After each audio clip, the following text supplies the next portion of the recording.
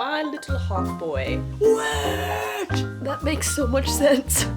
The second book! Hello and welcome, you beautiful bookish people. Today, I'm sure you know from the title, I am starting the Shepherd King Duology, which is One Dark Window and Two Twisted Crowns. I have the Barnes & Noble exclusive versions. I took off the horrible stickers because it messed with everything. But they're so pretty. Hold on, let me show you. They're foiled and the edges are pretty. Hold on. There you go. Here's the second one. I mean, come on, I had to. I'm not gonna lie, I honestly have like zero idea what I'm getting myself into. All I know is that people think this duology is great. And I think I have been on such a long streak of reading something that is part of an unfinished series or like the next book hasn't come out yet or whatever, that I need something that's completed. I need something that is like just good fantasy, but I don't think I'm ready to throw myself into something like super high fantasy quite yet. And one of my bookish besties on Instagram, she told me that it's in a fantasy world, but it's not like heavy world building. It's just like a little bit more chill. Like you don't have to sit there and like hurt your brain trying to remember everything. So I'm excited. Okay, I'm gonna read you the back because like I said, I'm kind of going in blind. I have no idea what this is about. I only know that it's a book that the main character, her name is Elspeth. That's all that I know. On the back, it says, there once was a girl clever and good who tarried in shadow in the depths of the wood.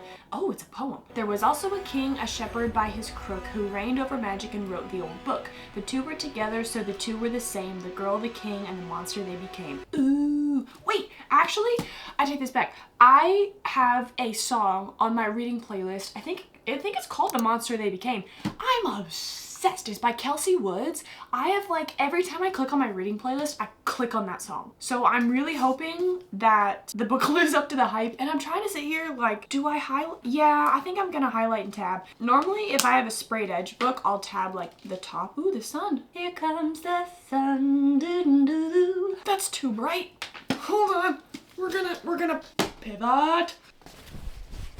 Is that better? Now it looks depressingly dark. Yeah, I think I'm going to use my big markers. By my big markers, I mean my Sharpie creative markers. I bought these thinking they were really pretty pastel highlighters, and then I looked at the box and it says marker, and I was like, they kind of write like highlighters, because on the box it looks like they use it as a highlighter. So like, what am I supposed to think about that? But enough rambling.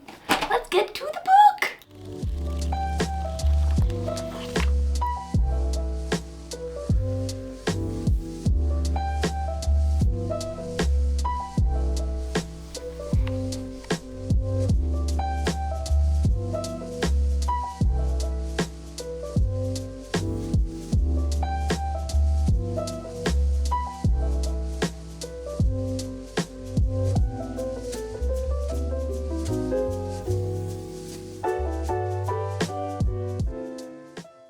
Shower. I've had dinner. We're kind of winding down for the night, but winding down with the book. Okay, first impressions, because I did not get much read. I read 20 pages. I read 20 pages because I had to go make dinner. Because, you know, I'm a cool wife like that. Side note, if you've ever been to Disney Springs in Florida, they have this cookie place called Gideon's Bakehouse, and oh my god, if you have a chance to go, just freaking go. Every box of cookies that you get comes with this like little collector's card thingy, and it's Edgar Allan Poe themed. And I don't know why, but this felt like it fit the vibe of this book, so I'm using my little card that I got the last time I went. It says Holly Mackerel on it. It's so cute. First impressions, I'm gonna regret saying this later, but I don't like the name Elspeth. I don't know why. It's so hard for my brain to pronounce. I stumble over it every time I read it. Very strange. Okay, this book though is giving like witch era. Y'all, I mean, first impressions are good. I'm excited. I'm obsessed with Rachel's writing. I think it's very different. And also, I think I'm saying this because I just read Blood of Hercules by Jasmine Mass, which is super like sarcastic and modern language, which wasn't my favorite, but this is back to like the fantasy writing style that I like, and I'm here for it. And it just feels more mature because I know this is YA. Spoiler, this is not YA. I don't know why I said that. We'll get to that part later, but just so you know, this is not YA. Okay. But this does not read like YA. This is like, I don't know, it's like an adult fantasy without the like adult part of it. So not just fantasy. YA, adult. I don't actually know what I'm trying to say. I'm gonna keep going.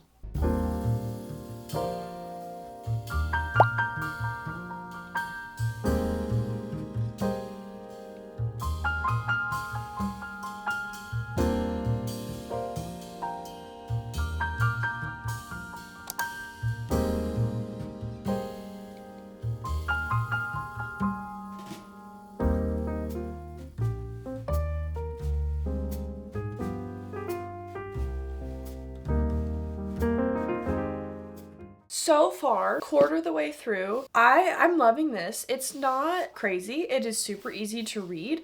I love the poetry mixed in with everything. I think that's absolutely fantastic, and more books should include that. And I also think that the world building, the magic system, every little detail that we've gotten feels so intentional and purposeful, and I guess that was the same word. It all makes sense in a way that's like, okay, yeah, you really took the time to think about this. It's not like world building where you're just dumped with a bunch of information, because yeah, I mean, it's a lot of information, but relatively not. It's not just info to give you info. Like, this makes sense. And granted, this world is not super complicated. It's like something you would see in like the late 1700s, early 1800s, basically, is the vibe I'm getting. But yeah, that's all I have to say about quarter of the way through. I plan to get a good bit of the way through tonight, because this is only 400 pages, and the pages are very, like, they don't look short, but the font is huge. But I got my little crackers and meat sticks and some cheese in there too, so I'm gonna just munch and keep reading. Today I just need to relax, and I feel like this was a good book to be reading at this time in my life, at this time of the day, at this time of the week. Woohoo! One more thing though, I cannot get out of my head Rowan Whitethorn. Their king's last name is Rowan. That's the royal family name. And in my head, I'm like, if my boy Rowan is ruling the land, I'm there, and I will do anything you freaking ask. My little hawk boy. This Rowan, I'm not so sure about. But my little hawk boy, I miss him. Oh, I need to reread Throne of Glass. Let's keep going. She can absorb cards.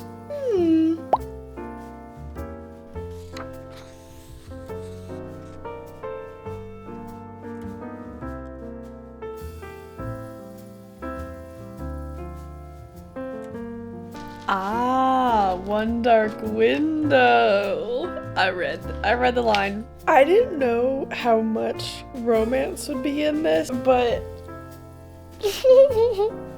I can't. This is so good.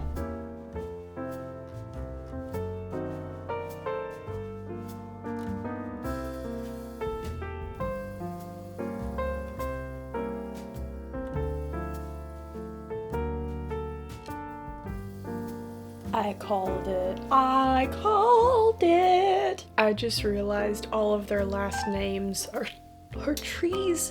That makes so much sense. Oh my god. This is good. This is good. This is good.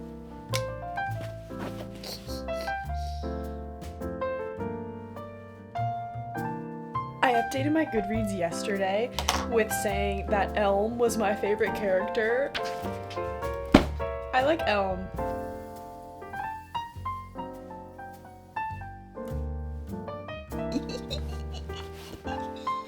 What?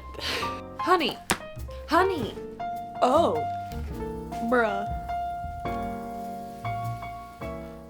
Ooh. Hear me when I say this. This book wasn't like highest stakes I've ever read, super intense.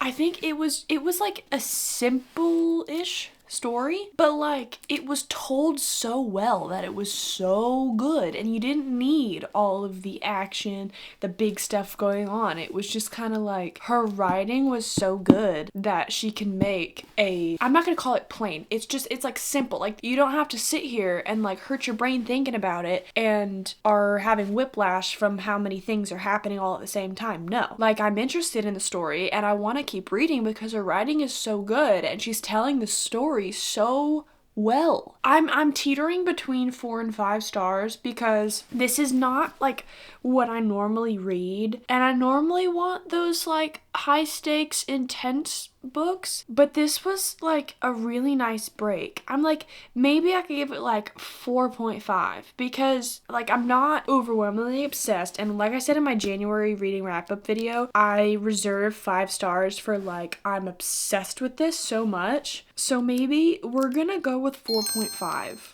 We're gonna go with 4.5 because it would be 9 out of 10 if you think about it. And I think 9 out of 10 is appropriate. So yeah, we're gonna stick with 4.5. Hey, Goodreads, if you're listening to this, we need half stars, at least half stars. If not, give us quarter stars too. Yay! Yay! Book 1 is done! It is time for 2 Twisted Crowns. I have no idea what to expect from this book, especially from the ending of the last book, because I'm really excited and I've heard this one is even better than the first one. So if I rated the first one 4.5 stars, I think that's what I did. If I rated that one 4.5, there's only up to go from here, and I'm really excited. I'm glad it's about the same length. But enough yapping, let's get to the second book. You ready, Guppy? Look at me if you think it's gonna be 5 stars. I don't know, Guppy's a tough critic.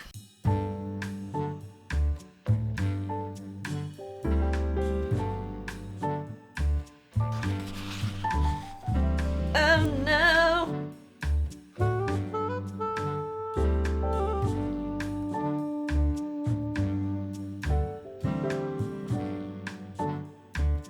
Oh my god, it's Elm. He's my favorite.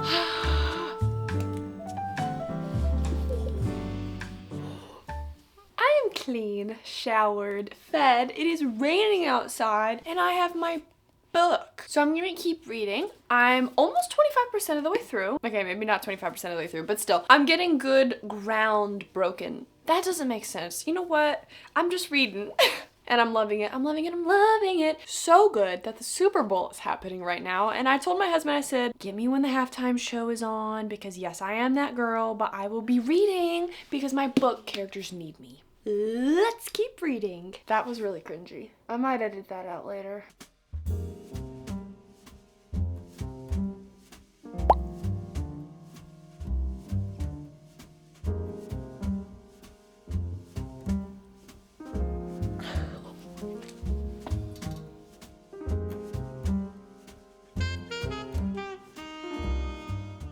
I'm halfway through this book and let me tell you, I've not been able to put it down. It's just so dang good.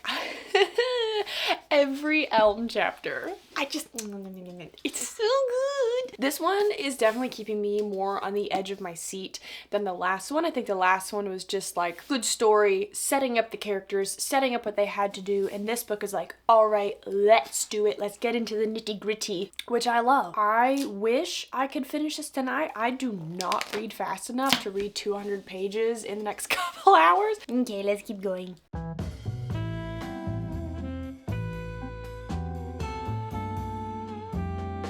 Oh my god, this is good.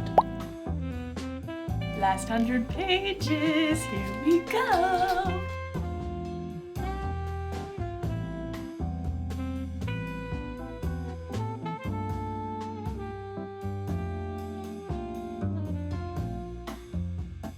Ooh, I knew it. I knowed it. I knowed I made a good choice. What do you mean?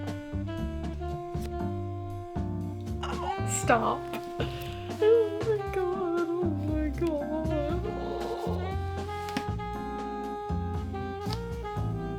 That was so good. It was so beautiful and so good. I think it also feels really good because I've started so many unfinished series and this is a finished duology. So this is so nice to have an ending, but oh.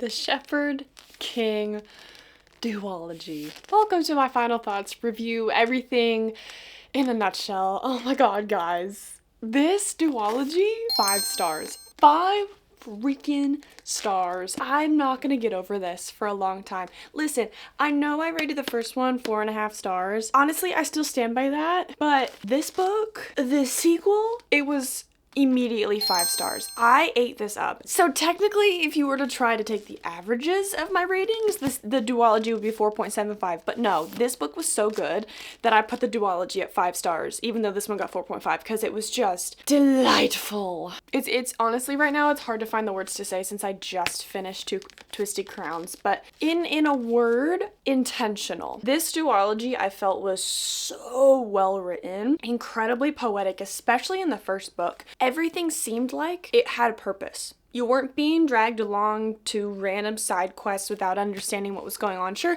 there was some like mystery and like you have to find out what is happening over here, and there's a couple plot twists, at least in the second book, that I was like, oh my god. But it didn't drag, and that surprised me because the story is pretty simple. It's pretty straightforward. From book 1, very, very early on, you know what you have to do to save their city, town, whatever you want to call it. It held true in book 2, which I feel like that's really rare for a fantasy book to like outright tell you, hey, this is what has to happen, and like remains that, and there's not like 75 layers on top of that. Like, no, the mission was simple and she wrote a story about it, and I will forever recommend this duology. Like, I have Six of Crows and Crooked Kingdom as like my favorite duology, but this is second. Like, this is a close second. I loved it. I will say the book 1 and book 2 are incredibly different. For my non-spoiler peeps, I'm not going to tell you why, I'm just going to tell you that it's different, and boy, I think it's better. I devoured the second book. I didn't want to put it down. I thought the romance especially was incredible, a very much step up from book 1. I think the story was expanded in a very smart way. Also, the characters meshed so well, which obviously that's a really important part of a book, is to make sure your chemistry have characters. Nope, your characters have chemistry and actually work together, because it wouldn't make sense for them to be, you know, like button heads all. I mean, sure, there needs to be a little bit of conflict, but it wouldn't make sense for them to be button heads all the time and then they can't actually get to their goal. And I think just the premise of the story is super interesting, because at the beginning of the book, you find out that Elspeth has a being in her mind, the nightmare, and nobody knows about it. So then that opens the door to magic, that opens the door to history, which the history part of it, that was beautifully woven through everything. And I'm not gonna lie to you, I'm surprised I liked this so much, because this is not my normal cup of tea. I don't go for the cozier, darker-ish fantasy things. I'm more of like a high fantasy sort of girly, but this was good. I needed a completed duology and something that will get me, like, I'm not in a reading slump, but like maybe I kind of am, but I'm not now. If that tells you anything, this kind of got me out of a little tiny teeny